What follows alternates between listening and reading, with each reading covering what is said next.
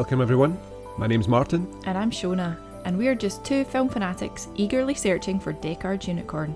That mythical movie experience that might be a dream. Or a waking nightmare. What's happening, folks? Welcome back to Deckard's Unicorn. My name is Martin. And I'm Shonagh. And today we're going to be talking about a film which features a terrifying shape-shifting organism that assimilates its host and might just be your best friend. So Shonagh, if I was a polymorphic alien organism able to replicate my form perfectly, how would you know if I was me? Well, they'd probably be better at podcast intros. That's unfair. Sorry. That's terrible. Okay, yeah, so today we're going to be talking about The Thing from 1982, and it's a science fiction horror movie directed by John Carpenter, the horror master himself, and it was adapted from John W. Campbell's 1938 novella, Who Goes There? And the film stars Kurt Russell, Keith David, Wilfred Brimley, T.K. Carter, Richard Dysart, among others. It's a retelling of 1951's The Thing from Another World. It's not really a remake, it's a bit different, and that was directed by Christian Nyby and Howard Hawks. But this film was universally reviled on its release and hated by critics everywhere and moviegoers everywhere. I think a bit of a backlash from the fact that we had just had the summer of Spielberg and you had E.T. and films like that floating around and people were expecting nice friendly aliens. Happy aliens. And they weren't ready for the kind of nihilism of The Thing. Over the course of time, after its release on home video, it's been re-evaluated as a masterpiece and is now a beloved piece of genre cinema. So Shonagh, I think you had a very similar sort of reaction to the critics in that you didn't really enjoy this film at first, but you've since grown to love it. Is that about right? Yeah, definitely. I was obviously not born yet when this first came out, so I saw this film, I think, as a young teenager on home video, and I didn't remember a lot about seeing this for the first time, but I remember not liking it. It was dark, and there will be spoilers in this, so if you haven't seen the film, I would check it out before continuing. The ending is grim. You know, to say the least. It's Yep. pretty hopeless, and for a young person, it was probably the first time I'd seen a film that didn't have a happy ending. I found that, I think, as a young person, quite difficult. Yeah. But I have since, after rewatching it a few times as an adult, I definitely really like this film. Yeah. For me, it's an absolute classic. I seen it as a really young kid. We were one of the first people in our street to get a video recorder. I think it was simply because my dad had got his redundancy from the mines. The mines were kind of closing down and stuff, and he got his redundancy and he was getting out, and we got a video player, and with that money, and we were getting all these horror movies. My dad liked horror movies, so I seen American Werewolf in London and The Thing really early on, and those are great things for a child to watch. I think that explains a few things, Martin. My dad was always just like, it's just nonsense, it's just movie magic, it's not real. So he just kind of let us watch it, and my mum was a bit more worried about it at the time, but yeah, my dad was just like, just let them watch it. And he always explained it, you know, like, it's just nonsense. That's just a guy in a suit or whatever. But yeah, both of these films absolutely terrified me. But this one in particular, I just think because of the really dark nature of it. And we'll get into how the creatures are shot later, but you know that everything's dark and in shadow, and there's blood, and you can hardly see what it is you're looking at. But all you can see is like teeth and eyes and tentacles, and yeah, it's crazy. But going back to its actual release, I think it's funny how in film criticism you're getting a lot of the same thing happening today, where some of the critique of it at the time was that it wasn't funny enough and it wasn't filled with enough love. And again, I think it's a backlash to the films that Steven Spielberg had brought out, which again have their place. You know, it's not knocking those films at all, but it's just crazy that film critics would go into this film. If you even have a read of the synopsis and maybe even the rating, might have gave it away that this is not going to be for kids. It's not going to be very funny. But yeah, I think you see that nowadays as well today. I did a recent video on the Dune trailer, and noted in that again, a lot of critics are saying that it seems to be humourless and quite flat and not colourful enough. And it's just like, where is the place for these adult-themed movies? It's almost like they're illegal to make, or these critics won't like them. But I also think that this film was way ahead of its time, like a lot of Carpenter's work. Yeah, it maybe just was a case of bad timing, and I've seen in a few interviews where they say maybe the marketing was poor as well, and didn't really emphasise what the film was about, or you know, they maybe didn't hit the right demographic for it at the time, and it was just promoted as more of a sci-fi movie. And again, people expecting things like E.T. and so on went into it with different expectations and just hated it. The public were definitely not ready for this kind of level of nihilism, I don't think. But since the film came out on home video, it's definitely found a lot of new love and a cult following amongst fans of the horror genre in particular. Yeah, absolutely. Yeah. It's beloved now. And it features in lots of top 10 films, top 100 films. Yeah.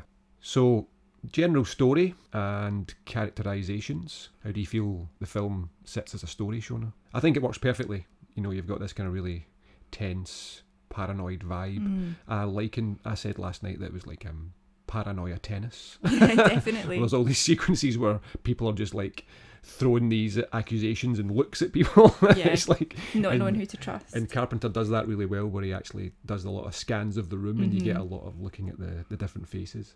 But yeah, the story generally follows R.J. McCready, played by Kurt Russell, so he's kind of the hero, if you will, of this. I mean, I think his hair is the real hero in this story. Yeah, his hair and his beard are definitely fabulous. the hero. I mean, he looks like Rob Bottin, funny enough, the guy that did the effects. But yeah, the story follows a bunch of guys in an Antarctic research station, Outpost 31, and right at the beginning of the movie, you've got the Norwegian helicopter flies in. Are they not Swedish? Yes, they're not Swedes.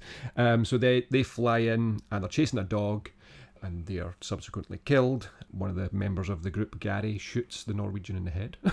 It's a great effect, that. I love the way the body just twitches just slightly afterwards. It makes it seem more horrific. It's pretty I don't grim. know why, but it just makes it seem more horrific. But yeah, so the dog comes into it, and it looks a bit odd and strange, the dog.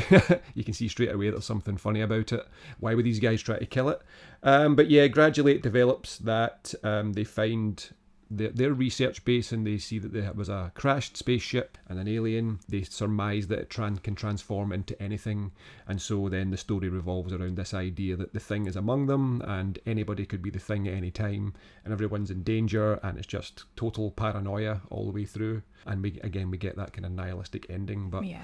for such a simple idea as a story, there's just so many layers to this. For me, it felt like a frontier movie. I think I've seen a couple of interviews where certain members of the cast and crew have talked about this inhospitable terrain, and you've got these guys right at the very edge. They're on their own, and it's just them against their own minds in the environment. I think they're almost like cowboys. You've even got like a gunslinger. Yeah, Gary's got his smashing the window and having a pot shot through. He's got his 6-shooter and his gun belt. The film is just, obviously, it's set in the Antarctic, so it's cold, it's inhospitable, it's tense. This paranoia is permeating the entire cast, and it's just a fabulous piece of movie making as far as I'm concerned. I think the first full line of dialogue in English in the film is from Kurt Russell playing McCready, and he says, "First goddamn week of winter." So that kind of sets up the scene that they're in there for the long haul. They're kind of isolated. It kind of reminded me a little bit of The Shining at that point, sort of being trapped in this snowy landscape away from anyone that could help them. Yeah, and I think even the cast and crew, when they were filming this, filmed it up in Alaska, I think. They were actually like an hour and a half away from the actual town. So they felt that sort of remoteness, and the place that was built, the set that was built for them, they actually kind of lived in it as well. So it was great, an easy way for them to get into character and really feel that the bond that you'd have to have with the people around you and the camaraderie, but also like the tension that would start to appear when you get the cracks, when people start to act in a different way, or they do something that annoys you and you can't really escape it, that kind of thing. And you see that quite a lot there's just wee moments even early on where you can see that there's things that they don't like about each other, that they're kind of picking on each other. They're already starting to grate on each other a little bit up there. Yeah, and that's the perfect breeding ground for paranoia, is when you've got this a little bit of sort of tension and mistrust already, and then something happens, it's like, I knew you were going to be a problem, like it kind of amplifies the issues. Everyone's already on a bit of a hair trigger. Exactly. The set design is absolutely fantastic, and it again gives that idea of being hemmed in, closed in, and there's lots of shadows in it, and I think John Carpenter uses that really well. Obviously, he's called the horror master for a reason, and he plays with the sort of visual language of cinema, especially horror cinema, which again, he created a lot of the vocabulary, if you want to look at it like that, where there's all these deep shadows, and you could think that something's hiding in those shadows, or you can't really see quite what's going on in a corridor. You're always looking, you're always scanning the full image to try and pick up on on, you know, is there something moving? Is there something out of place? Where's the threat? Like an interesting point to exemplify this is where he follows McCready into one of the rec room areas and he opens the fridge door, and it's kind of like that classic thing of the fridge door is obscured. Yeah, you always expect there to be someone about to jump out from behind the door. As soon as they close the door, there's things going to be standing there. But again, I think Carpenter was one of the first directors to start to use that kind of double scare idea, where he would give you like a pre-scare, or he would set you up. And then you think you're safe. Yeah, exactly. Set up, you think you're safe, and then he drops it on you. And there's multiple instances of that in this film. And they're subtle, like that one with the door is subtle because you're half expecting the door to close and there's going to be something there.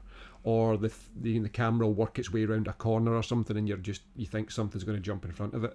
Yeah, he really knows how to make those things work visually. Definitely. I think something that definitely helps with that is the incredible soundtrack by Ennio Morricone.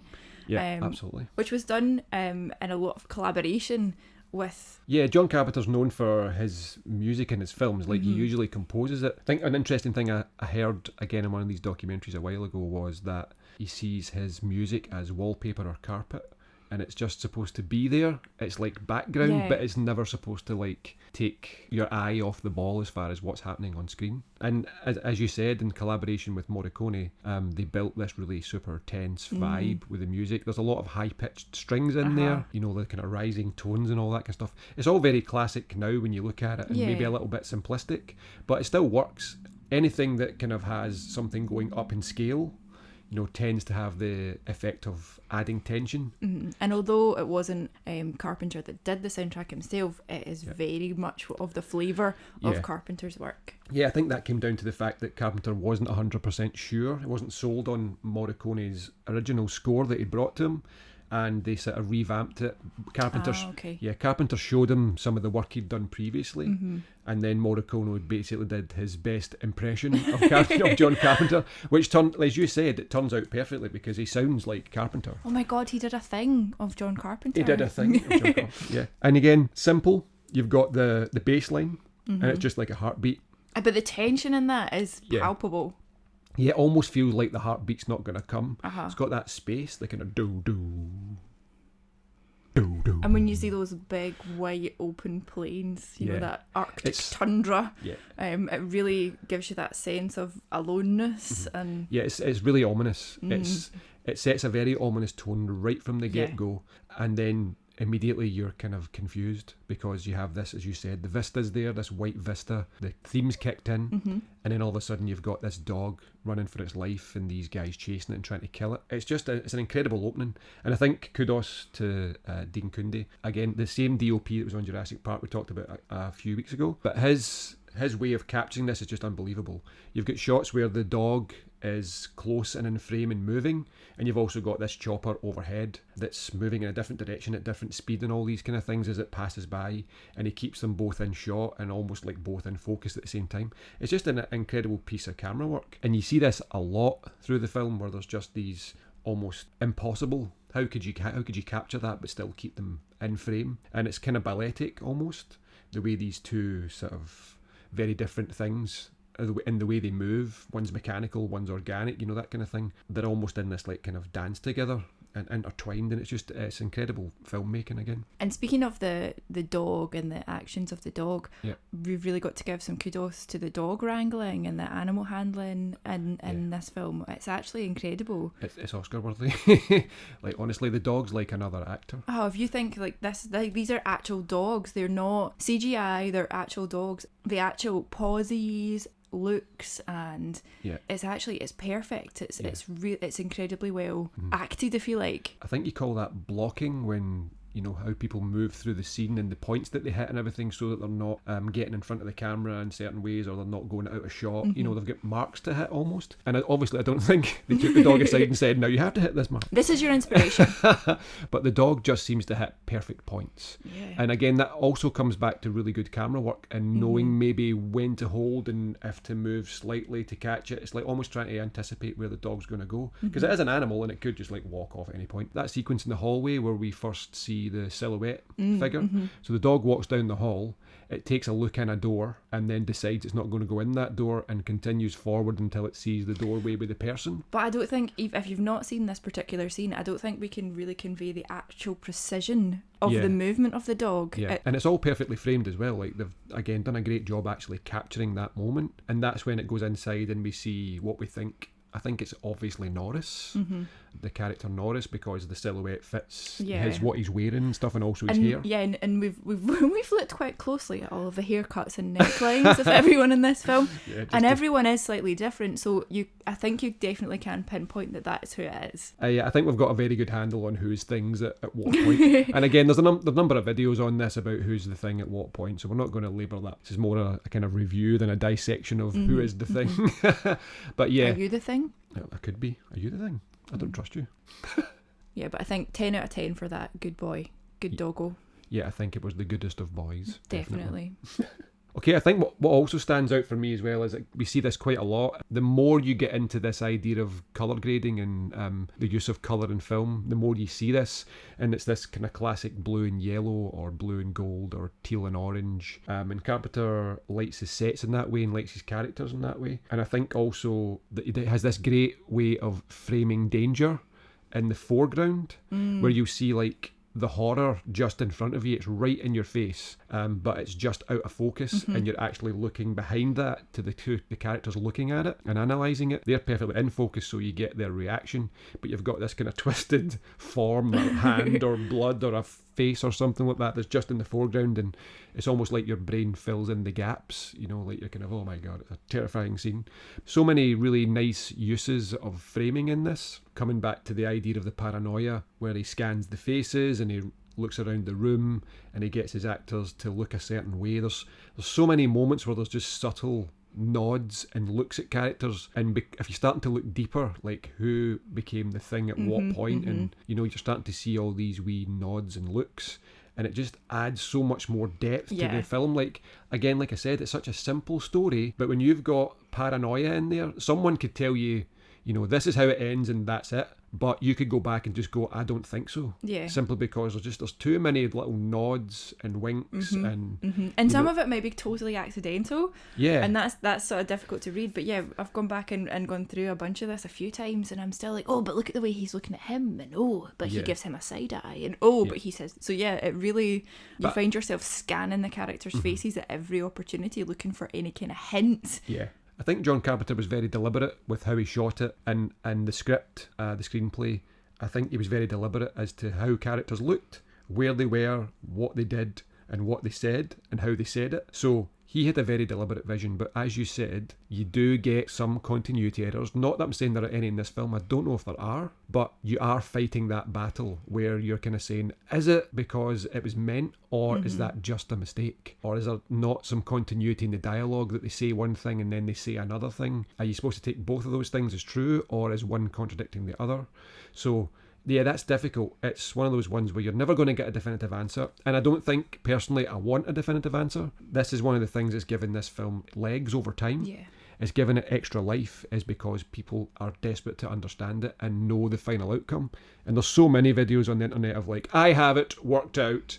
And a lot of them don't stand up to scrutiny, where they fall apart. And ultimately, they end up presuming, or assuming something. Yeah, this is one of those films where I'm glad there's no final explanation. John Carpenter, do not give a final explanation. Yes, I obviously don't want the man to pass anytime soon because he's a treasure. But please, if you're on your deathbed, don't.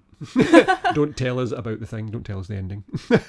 We'd like to just keep this going on forever. I think before we move on as well, we have to mention the effects work, but first we're going to look at Albert Whitlock's matte work. So a matte is like a kind of background, or usually a drawing or a painting that would go sort of against a filmed image. So you've got guys on a set, and then you have this kind of painted background that's added in later. So it's kind of like handmade green screen. Yeah, before green screen was a thing. That's exactly it. It's just like nowadays you would just CGI in a background and makes it look nice and realistic, but back then they were actually using people to actually create these images. And Albert Whitlock was just a one-of-a-kind, really unique artist, and he was able to make you think that you were living in this realistic world.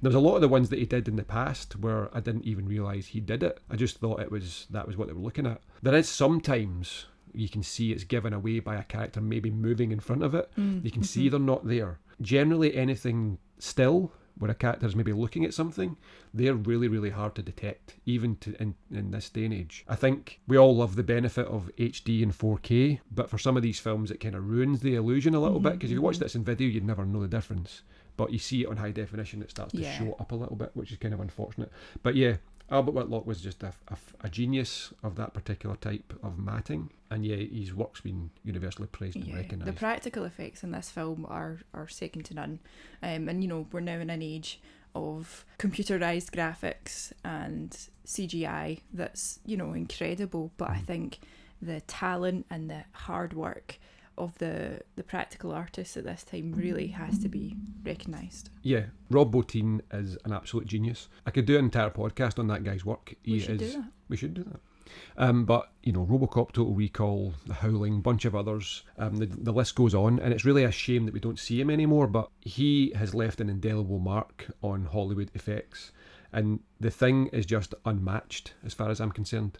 It's the mind of a mad genius. Like, where does he get these ideas from? And he was only like 21 at the time. Yeah, there was a really young crew that did all the effects. And it's just so richly varied and different. It's just this kind of really dark, horrifying, Lovecraftian, mental craziness that's just, I don't know where he pulls it from. He just draws it from the deepest, darkest parts of his soul. But it's total nightmare fuel. And again, these things have left a mark on my brain. You know, now I'm an adult, I'm not scared of them, but I'm still absolutely in awe of them. Like, you see all these behind the scenes of how they did it, and it's crazy to think there was, like, you know, 10 and 15 people at a time involved in doing a single take to make sure it worked. And one of the special effects actually was accidentally set on fire at the start of one of the takes, and they had to totally redo it in a short timeline. So I mean, I can't imagine the horror that you would experience watching something you'd worked on for weeks and weeks go up in flames. Yeah,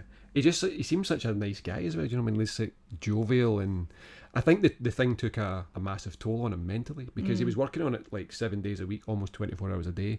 He was sleeping very little, and when you're thinking up these creatures and things and how to make them work, and his brain must have been absolutely fried. And I think he actually had some issues with it afterwards and had to kind of recuperate. Yeah, have some self-care time. A wee bit of time away. I think that's good that he didn't go completely off the rails there, because it's quite easy. We even had effects legend Stan Winston. He came in and did one of the shots, I think, didn't he? Did one of the he helped dogs with the dog effect. Yeah. So I mean, that's a crazy combination of effects legends here. I love Jack Pierce and all these other guys, but these guys in my time, my sort of era of watching movies, they'll be thought about in the same way as like Jack Pierce and your Lon Chaney and all that kind of stuff from way back in the past.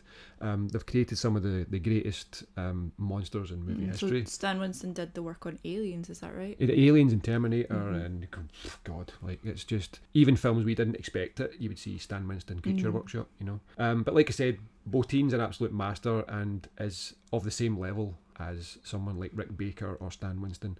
I think those guys are all on a kind of level playing field. Funnily enough, Bottin was actually a kind of protege of Rick Baker, because that's where he got his big break kind of thing. I think what's nice nowadays is that we're starting to see more practical effects coming back into film and being used in combination with CGI. So things like The Mandalorian, you know, we're actually going back to practical puppetry.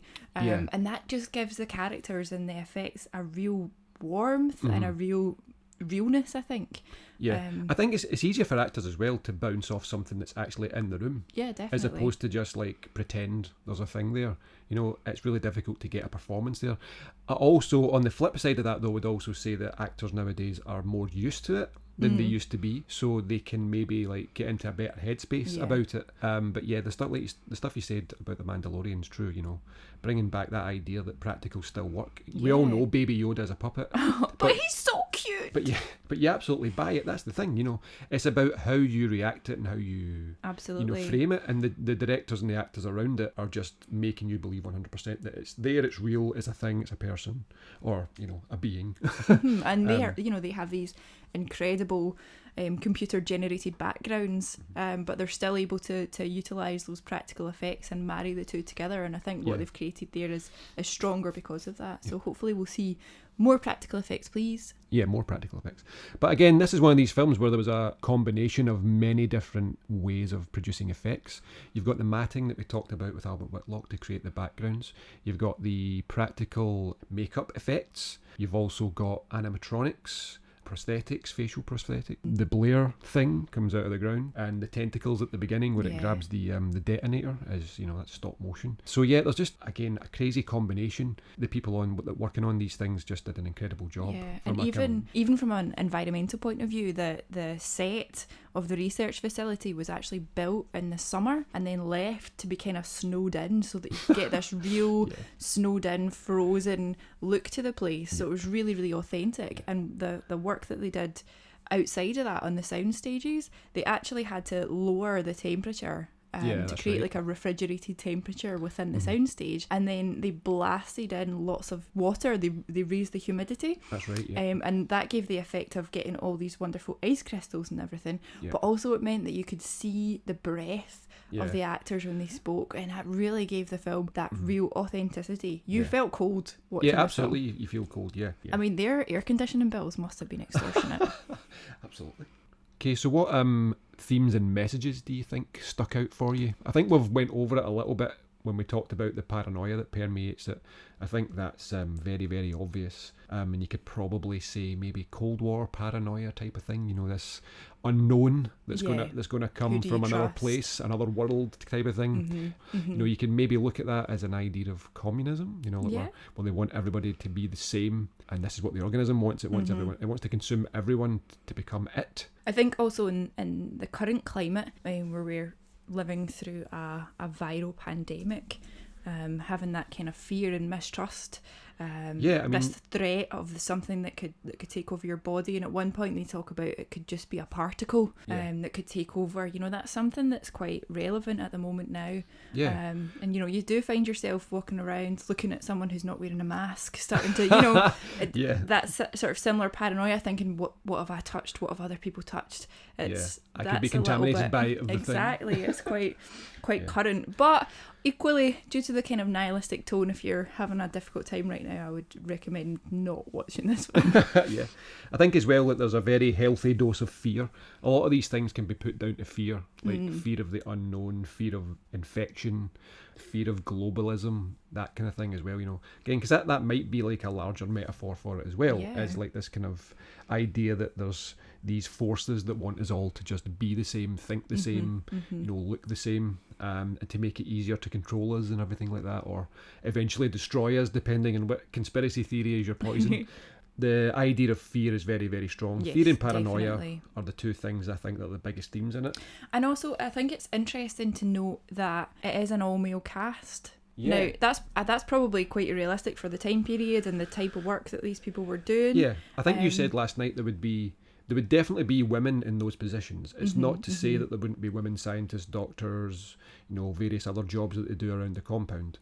But at the time, the thinking was women are not strong enough to be able to handle this, being cooped up with men. Maybe it's a bad idea putting like one or two women in with all these men and all these kind of things. So, it says more about the time than anything else. No, absolutely. Like I said, I think in the remake, which is a kind of prequel to the thing, all the way up to the very start of this movie, there's women in that, and they're in that research station. So, and from a modern perspective, you would expect to see women in there. I think though as well that there could be a little underlying message there as well, in that maybe if the gentlemen in the facility were a little more open with each other, maybe a little less toxic masculinity flying around, they might have been able to cope with the situation a little bit better, and the outcome may have been different. I said that last night.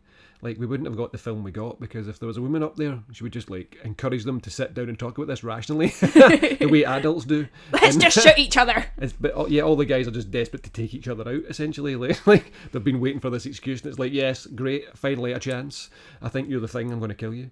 Whereas, women would probably have got them to sit. Just calm down. Can we just calm down, get around the table, talk about this rationally, and let's kind of explore the options. And we've got a very different film, I think. I think there's also an idea of the subversion of the flesh, where Carpenter wanted to show this kind of body horror, and he gave again, Rob Bottin, carte blanche to come up with these things that are just crazy and wild. Yeah. And men and bodies are just destroyed left, right and centre. And then there's a scene where someone puts their fingers straight into someone's cheeks, and it's really quite horrifying. And I think a lot of the negative criticism at the time of the movie's release was about this horrific violence and really in your face horror. But that is exactly what we love about this film. It's the thing that people take away from this. They remember it because of those violent moments. And again, it's just because it's almost so ridiculous, like over the top, and so unique. Like, you don't see that kind of thing in modern movies. You see CGI versions of kind of like that, but when you see that kind of practical, someone built that thing, geez. Like even knowing that it's a practical effect, you're awed by how they've achieved that, or like what they've managed to achieve. Yeah, absolutely. Apparently it involved litres and litres and litres of KY jelly. That's right, in 5 litre pails? Yeah, like jerry cans. Yeah, my God. That's a lot of KY jelly. So we move on to problems and goofs, and this is one of those rare exceptions where there's not that many really. Like, it's really difficult to pick out something that was an issue with this. Yeah, it's aged quite well. The representation of all the characters is fairly good. Maybe the fact that we talked about earlier, that there's not any women in the facility. I'm willing to give it a pass on this one. I think depending on what the story is you're representing, you don't always have to force characters in there for the sake of diversity. That's absolutely fair. Yeah. So I'm okay with that. I think if it fits with the time as well. But yeah, nowadays, as we know, it would be very different. There would definitely be a more diverse cast. So I think that the cast itself is quite small. There's only 12 occupants of the research facility. For this film, I don't know if maybe there was actually too many characters to keep track of.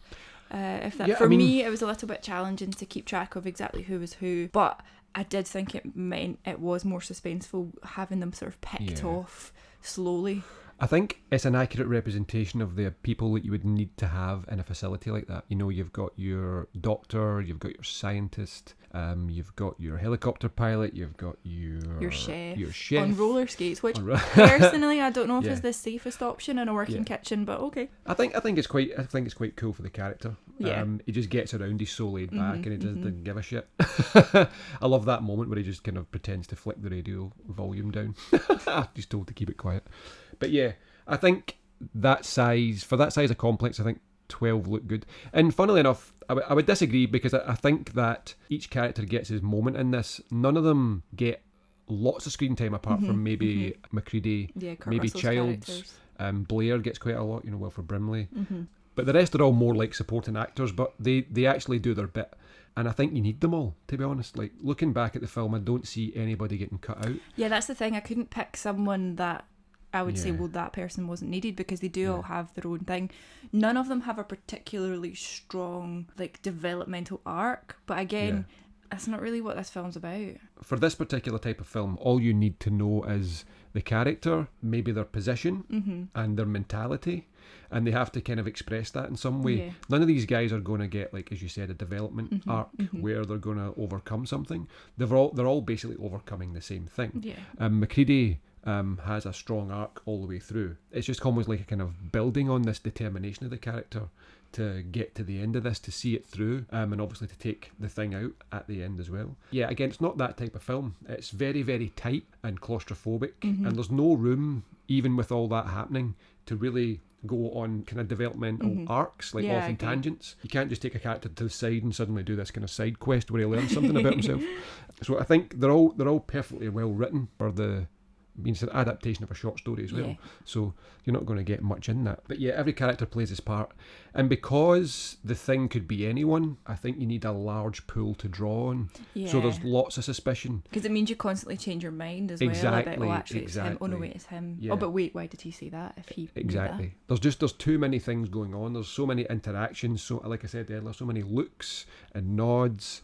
You could flip your mind every time you watch it by saying, I think it's this person at that point, and oh no, actually it can't be because such and such. Yeah, well I think he's him until here, but then I think he's the thing from here. Yeah.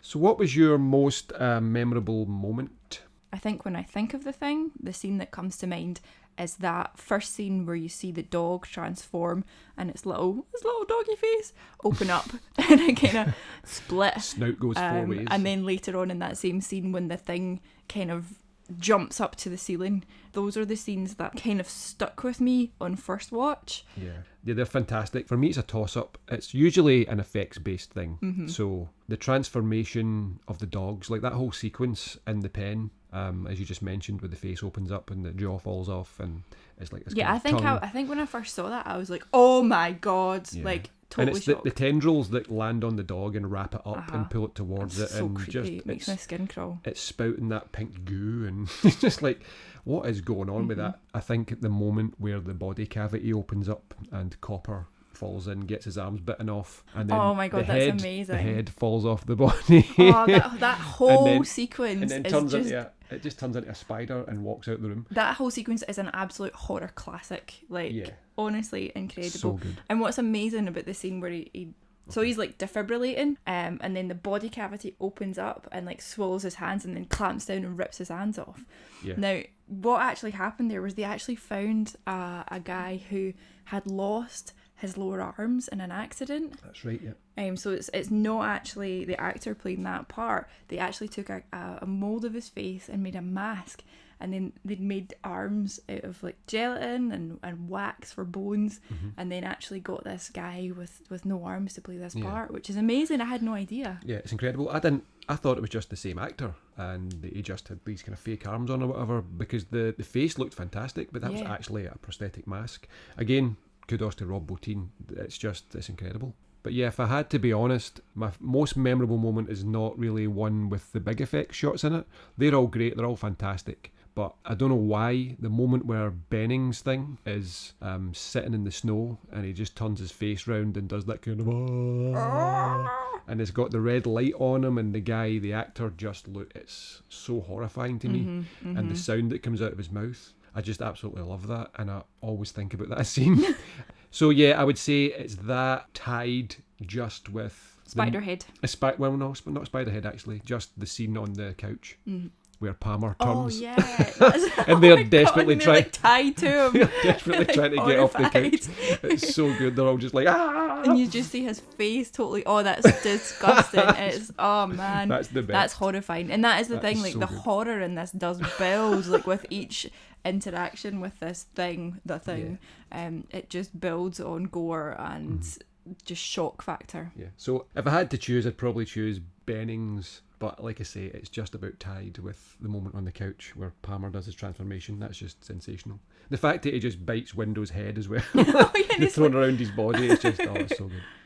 So we've got our favourite quotes next, and also some creative swearing, and I think that comes from the thing we just talked about, which is where Palmer sees the head with the legs have sprouted out of it, and he's trying to run out the room, and he's like, "You gotta be fucking kidding."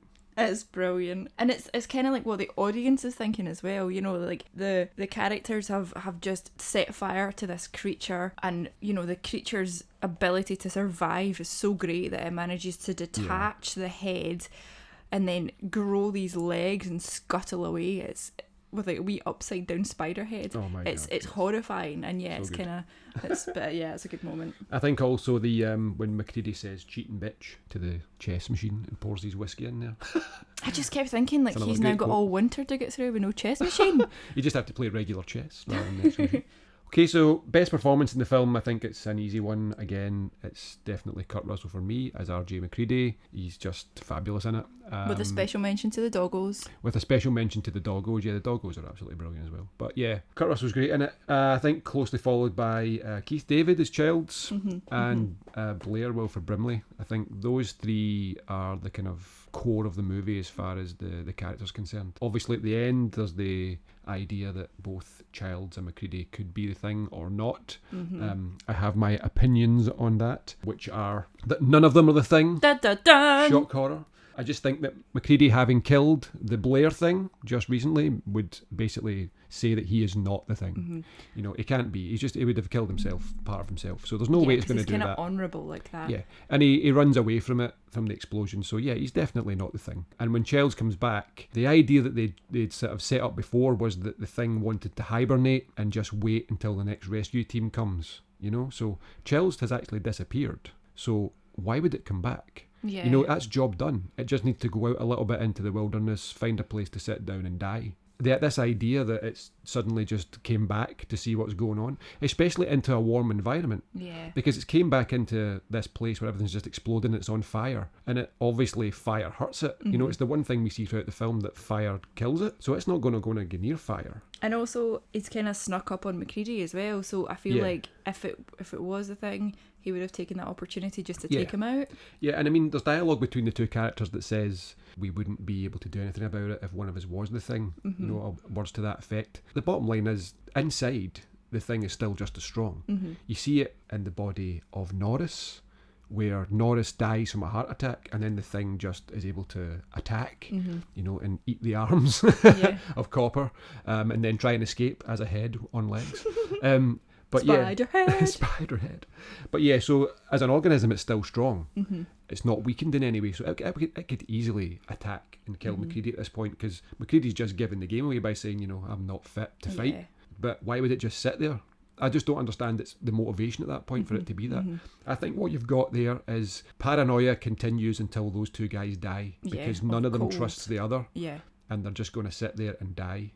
And what does that say about us as a species?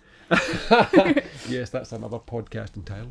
But I think there was actually an alternate ending film to this, where Macready makes it out, he's rescued, and then gets a blood test that confirms that he doesn't have COVID-19. I mean, he isn't the thing. So, you know, I think we can definitely conclude that Macready is not the thing. I'm glad now as an adult that they didn't go for the sugar-coated happy ending, because I think that would have kind of made a mockery of the themes in this film, and that kind of sad, nihilistic ending is perfectly suits it. It actually perfectly suits it. I've heard that some people believe, simply because of Macready's reaction, he hands Childs the whiskey, and people are saying, you know, why would the thing drink the whiskey? All this kind of stuff. It's like quite cheap crap whiskey. So, no, I think it's just a case of like Childs is just accepting a drink because it's whiskey. He's cold. He knows he's going to die, so it's like this last moment of just, let's take a drink together. And Macready smiles, and people have taken that to mean like Macready's just figured out, Childs is the thing. Yeah, because he wouldn't have wanted to contaminate himself. So just before we finish this one, we'd like to talk a little bit about what this film has inspired. And I think it's been one of the most inspirational films in history of movies. Definitely.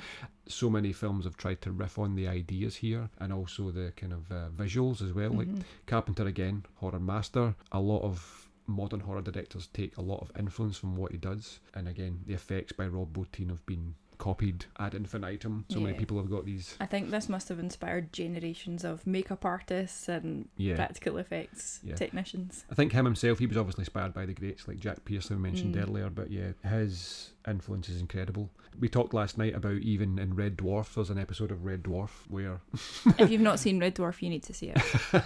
the psychopathic curried man is basically just, it looks like Blair Beast. It's almost definitely the exact same. made of curry. But obviously it's under a lot more light, so you can kind of see it's a bit rubbish. And that one can be defeated with lager, so it's maybe not quite as frightening. The only thing that can kill a vindaloo. So if you're going to give the film a score from A to F, what would you give it? Well, I think not unlike the exam results of 2020, it would have originally have been given quite a low score from me on first watch, and then rapidly revised once I knew what the hell I was talking about. So I'm going to give this bad boy an A. It's a cult classic, the effects are phenomenal, and it made me scared to go to Antarctica. Yeah, another A for me. I would actually give this an A+.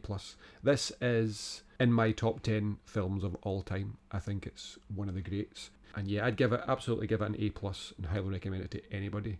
Well, that about wraps it up for this episode, where we focused on The Thing by John Carpenter. Thank you very much for listening. If you've made it this far, your support is hugely appreciated. You can subscribe to the podcast on Spotify, Anchor, Google Podcasts, Podcast Addict, and Pocket Cast if you'd like to hear more of our ramblings. And don't forget you can find us on YouTube and follow us on Twitter at Deckard's Unicorn.